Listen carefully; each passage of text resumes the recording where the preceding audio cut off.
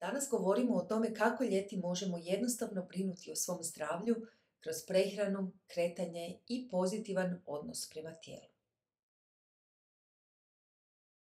Kako dani postaju duži i topliji, prirodno osjećamo promjene u energiji, apetitu i potrebi za kretanjem. Ljeto donosi obilje svježih namirnica i puno prilika za boravak na otvorenom.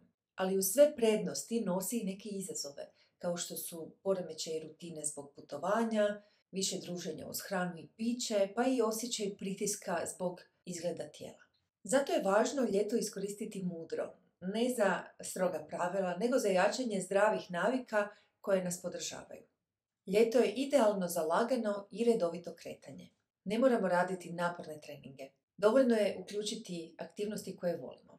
Šetnje, vožnju biciklom, plivanje ili jednostavno istezanje. Ako volite društvo, grupne vježbe na otvorenom mogu biti odličan izbor. Važno je slušati svoje tijelo, uskladiti aktivnosti s vremenskim uvjetima i uživati u pokretu bez pritiska i bez osjećaja krivnje ako preskočite koji dan.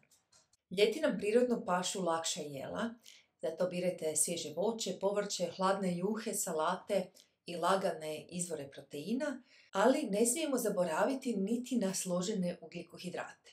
Pazite i na hidraciju. Voda je jako važna, posebno kad su temperature visoke.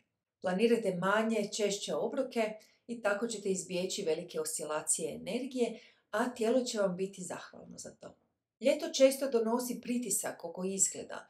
Svi smo bombardirani slikama idealnih tijela, no važno je podsjetiti se, pravo zdravlje ne vidi se izvana. Važno je usmjeriti pažnju na to kako se osjećamo, što naše tijelo može, koliko nas vjerno služi svaki dan. Neka nam cilj ne bude savršen izgled, nego vitalnost, snaga i zdravlje iznutra. Na kraju podsjetimo se, ljeto je prilika da se povežemo sa sobom na nježan način.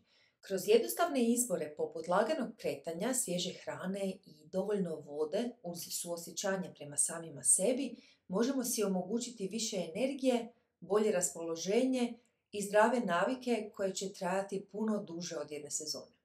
Brinite o sebi s ljubavlju i strpljenjem. Ako osjećate da vam treba dodatna podrška ili želite savjet prilagođen vašim osobnim potrebama, slobodno mi se javite za savjetovanje. Rado ću vas pratiti na vašem putu prema zdravim i uravnoteženim navikama u prehrani. Hvala vam što ste ovaj video pogledali do kraja. Ako vam je bio koristan, kliknite like i pretplatite se na moj kanal za još ovakvih sadržaja. Vidimo se uskoro u novom videu.